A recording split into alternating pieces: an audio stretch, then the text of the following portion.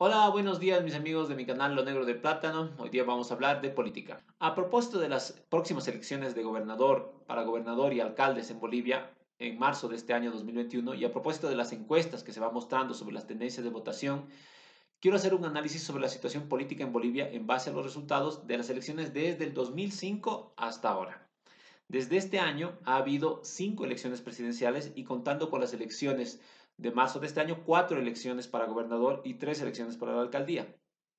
Seguiré el camino que han marcado las encuestas de analizar solo los 3 departamentos más grandes de población. En población, La Paz, Cochabamba y Santa Cruz, que representan el 70% de la población de Bolivia. No voy a hacer un análisis solo desde el punto de vista del MAS, ya que es fácil concluir que no ha tenido muy buena votación ni a nivel departamental ni a nivel de las 4 principales ciudades, La Paz, Cochabamba, Santa Cruz y El Alto, excepto tal vez Cochabamba a nivel gobernación. Lo que haremos será un análisis más profundo, tratando de delimitar cuál es el sentido común de la población. ¿Qué es el sentido común? El sentido común es esa mentalidad confusa, muchas veces contradictoria, que se hereda de generación en generación, que está influenciada por creencias, por las mismas experiencias de la sociedad, pero que ese sentido común, lo importante es que es el campo de batalla de la lucha política, porque el objetivo de toda corriente política es ganar ese sentido común. En base a los resultados de las distintas 12 elecciones desde 2005 hasta hoy, vamos a tratar de descifrar cuál es ese sentido común de la población boliviana. Y para esto tomaremos en cuenta 2 variables, los proyectos económicos, la cuestión económica, y el otra variable, el sentido de identidad nacional, que son los dos campos en los que hay una disputa política. En cuanto a lo económico, vemos que hay partidos que proponen la apertura del mercado nacional, incentivos para que empresas extranjeras se instalen en el país, flexibilización laboral, eliminación de aranceles e impuestos. En resumen, aumentar la inversión desde empresas extranjeras para reactivar la economía, lo que permitiría a grandes sectores sociales que tienen capital para invertir una oportunidad para crecer. Otro factor importante que voy a incluir aquí es el tema sindical, que es un tema político en realidad. Estos mismos partidos pretenden al mismo tiempo que desaparezcan los sindicatos porque estas organizaciones tienen actualmente un poder de decisión considerable, gracias a sus bases amplias y a un capital económico no menor, lo cual los erige como un poder que compite contra el Estado. Para el proyecto de libre mercado e inversiones extranjeras, este poder sindical es un obstáculo. La otra propuesta económica se centra en garantizar que la población más pobre tenga acceso a bonos de parte del Estado, que el Estado, le garantice atención de salud, educación, subvención de combustibles y otros beneficios que se basan en que el Estado controle y administre los principales recursos naturales que son la base del Producto Interno Bruto, como los hidrocarburos. Este proyecto de redistribución de la riqueza y de control estatal de recursos ha construido una alianza con los sindicatos, por lo cual los ha fortalecido y ha obtenido a cambio el apoyo político.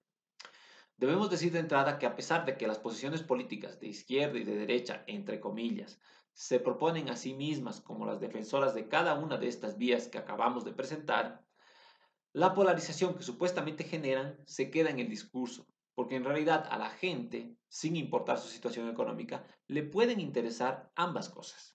Que el Estado le garantice bonos y atención, controlando los recursos naturales, y al mismo tiempo que existan inversiones privadas para reactivar la economía. Es decir, no se puede clasificar a la población ni de derecha ni de izquierda. Esto hace que en lugares como Santa Cruz se vote mayoritariamente a Evo Morales para presidente y al mismo tiempo a otros candidatos que no son del MAS para gobernador y alcalde. Lo mismo sucede en la ciudad del Alto, donde la gente puede votar por una persona como Soledad Chapetón, que representa al empresario Samuel Doria Medina para alcaldesa y también para Evo Morales o Luis Arce para presidente. No existe, por tanto, una población de izquierda o una población de derecha.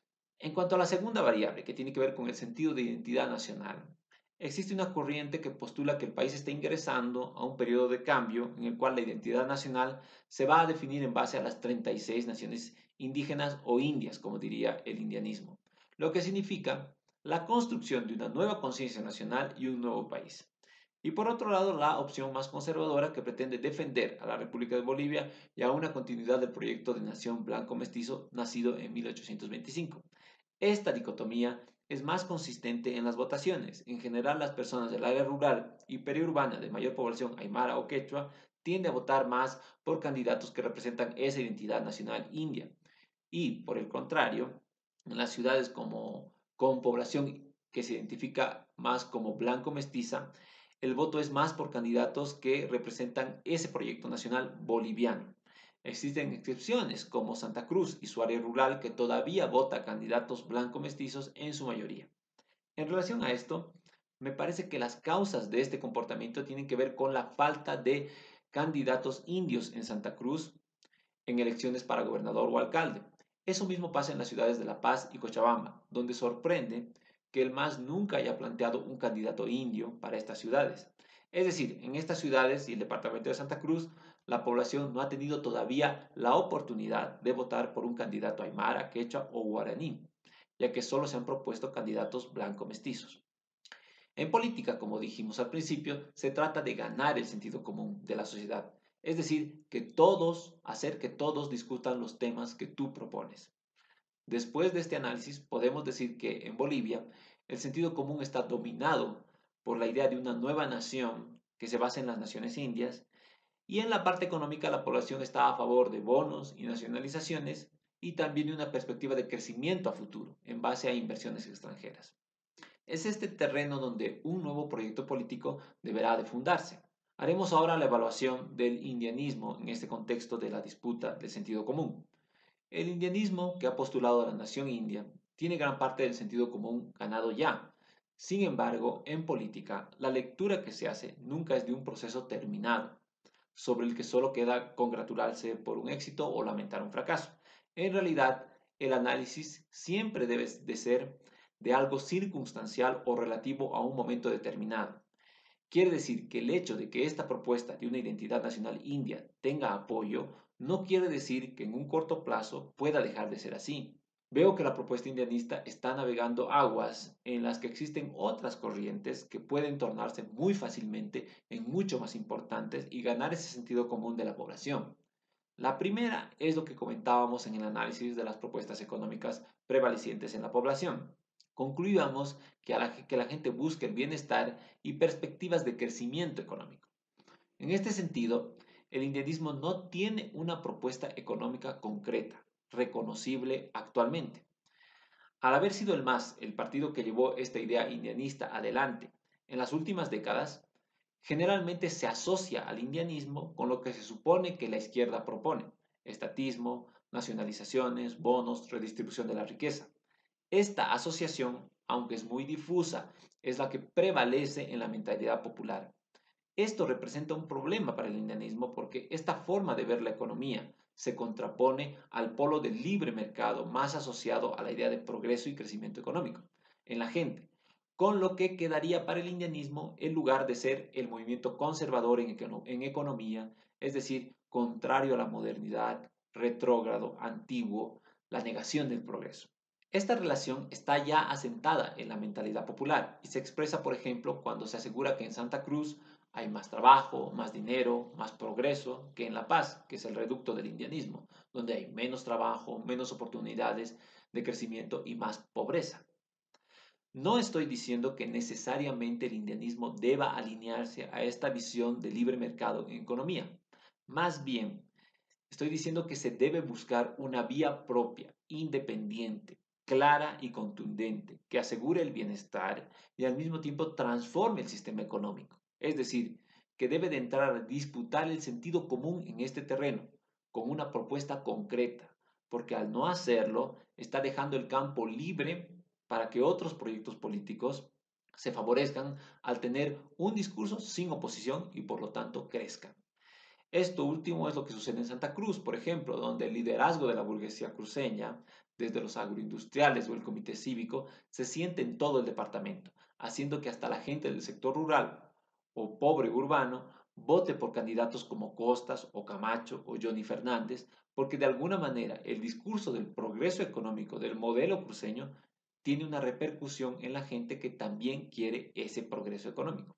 La otra corriente política que puede crecer y disputar al indianismo su hegemonía es la misma corriente de la identidad nacional boliviana, mestiza, tradicional, que viene desde 1825. Aunque hoy es la corriente en retroceso, puede fácilmente volver a ser hegemónica debido a que el indianismo se lo identifica en la mentalidad popular con el regreso al pasado y con ser un discurso excluyente.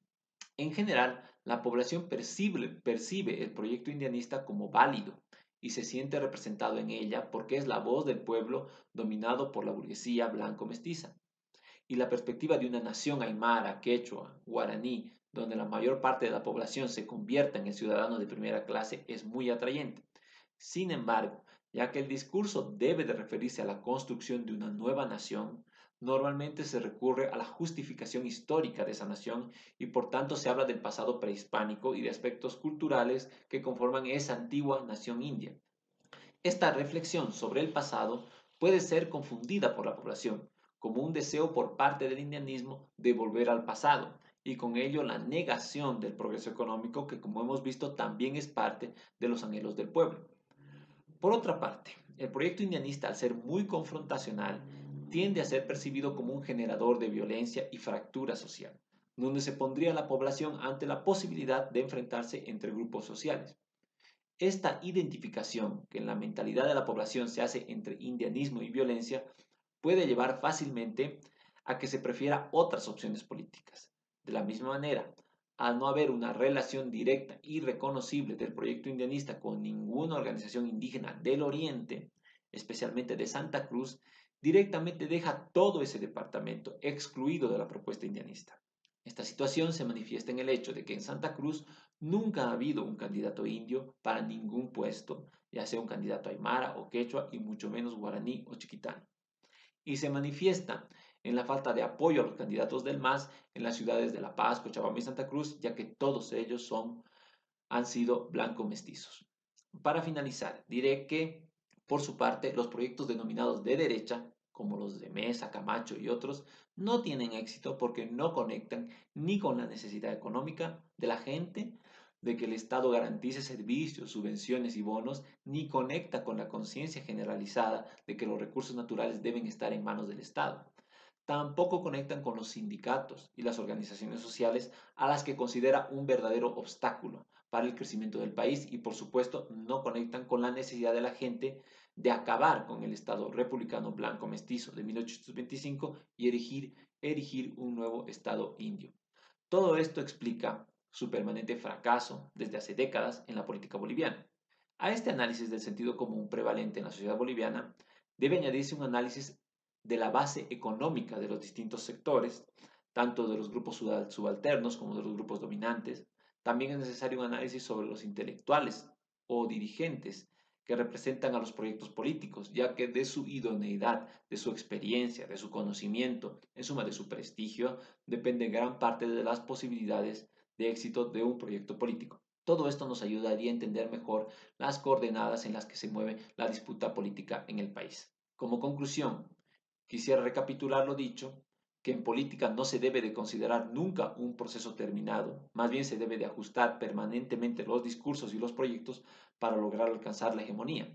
Si el indianismo no es capaz de hacer estos análisis y renovar y mejorar su propuesta, haciéndose más incluyente y con una mayor claridad en la propuesta económica, estará propiciando que el lado contrario, en disputa, el resto de los partidos y corrientes políticas puedan recuperarse.